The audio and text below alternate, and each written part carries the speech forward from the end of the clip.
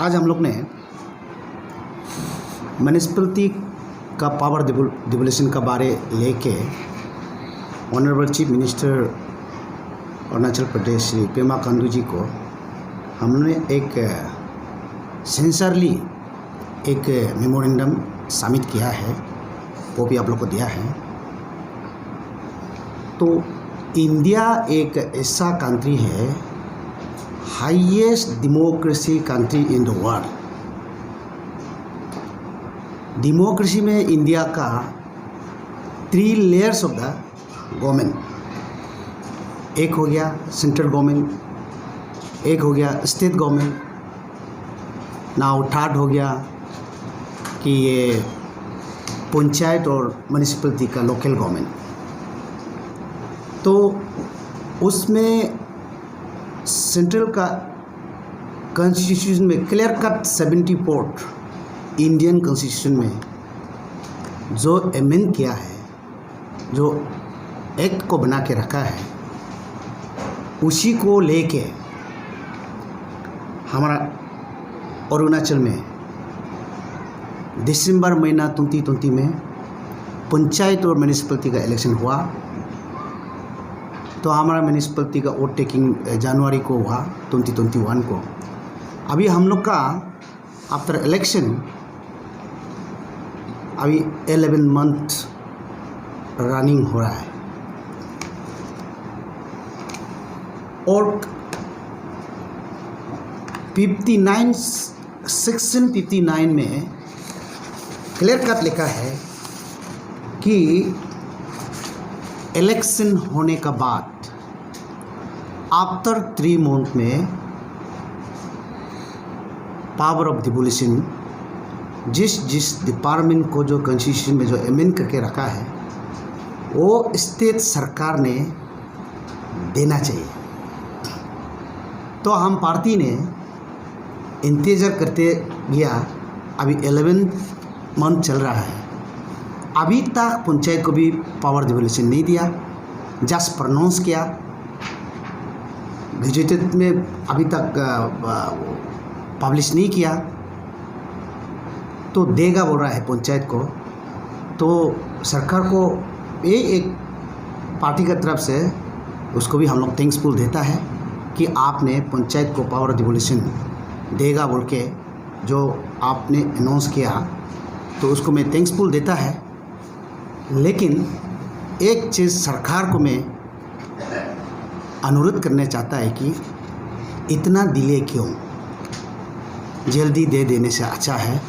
ये एक पंचायत का बात लेके मैं एक इस बीच में रखना चाहूँगा।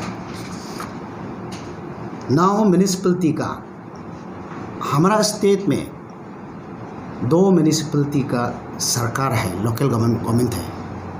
एक है कि पासीघाट म्यूनिसिपल काउंसिल, एक है कि ईटानगर म्यूनिसिपल कॉर्पोरेशन। तो उसमें क्लियर कट 74 कॉन्स्टिट्यूशन का अमेंडमेंट में, इंडियन का कॉन्स्टिट्यूशन में अमेंडमेंट में क्लियर कट लिखे रखा है कि 18 सब्जेक्ट की म्यूनिसिपलिटी को देना है। तो इसलिए मैं ऑनरेबल चीफ मिनिस्टर को और कंसर्न मिनिस्टर यूएलबी मिनिस्टर को मैंने अपील किया। जस्ट अभी यूएलबी मिनिस्टर के साथ मीटिंग हुआ, तो ये 18 सब्जेक्ट में से 12 सब्जेक्ट आधा और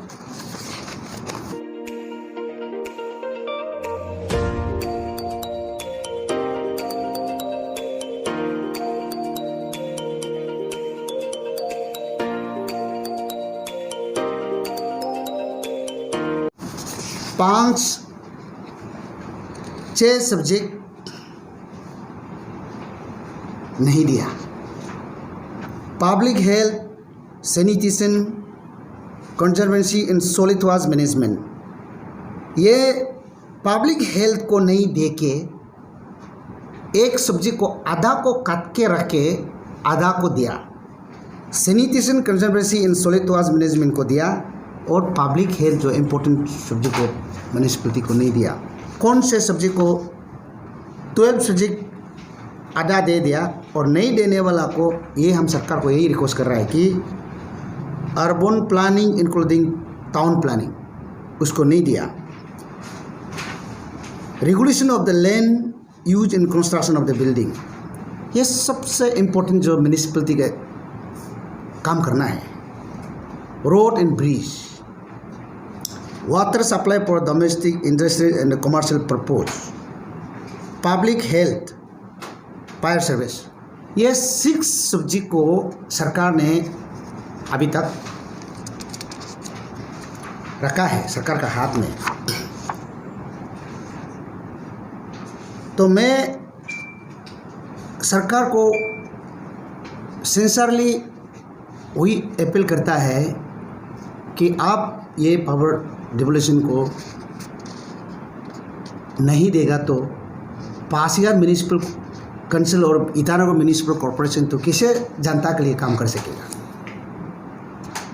ऑनरेबल चीफ मिनिस्टर ने वार्ड नंबर 17 में एक रैली में क्लियर कट अनाउंस किया है, मैं ये इलेक्शन ख़त्म होते ही पूरा पावर ऑफ डिवोल्यूशन को देगा, स्मार्ट सिटी को भी देगा।